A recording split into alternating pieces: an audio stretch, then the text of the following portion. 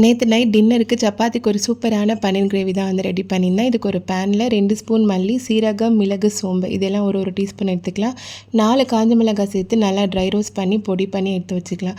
பன்னீர் வந்து சாஃப்டாக இருக்கிறதுக்காக சூடான தண்ணியில் வந்து கட் பண்ணி ஆட் பண்ணியிருக்கேன். இப்போ ஒரு பேனில் கொஞ்சமாக எண்ணெய் சேர்த்து பட்டை, கிராம்பு, சோம்பு, பொடியாக கட் பண்ண வெங்காயம் சேர்த்து நல்லா வதங்கினதுக்கப்புறமா தக்காளி அரைச்சி சேர்த்து இஞ்சி பூண்டு பேஸ்ட்டும் சேர்த்து நல்லா வதக்கிக்கிறேன். இப்போ மசாலாவுக்கு மஞ்சள்தூள், chilli powder, Kashmiri chilli powder, கொஞ்சமாக 1/4 டீஸ்பூன் சர்க்கரை, தேவையான அளவு உப்பு, கொஞ்சமாக தண்ணி சேர்த்து எண்ணெய் பிரிஞ்சு வர வரைக்கும் நல்லா கொதிக்க விடணும். இந்த ஸ்டேஜ் வந்ததுக்கப்புறமா கட் பண்ணி வச்சுருக்க பண்ணி நம்ம ஃபஸ்ட்டு அரைச்சி வச்ச மசாலா, உப்பு பாத்தெல்லாம் ஆட் பண்ணிவிட்டு நல்லா மிக்ஸ் பண்ணோன்னா சூப்பரான பன்னீர் கிரேவி வந்து ரெடி ஆகிடும்.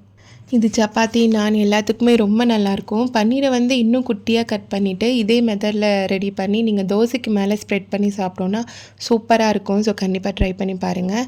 டின்னர்லாம் சாப்பிட்டு ஆஸ் யூஷுவல் வந்து கிச்சன் ஒர்க்கெல்லாம் முடிச்சாச்சு.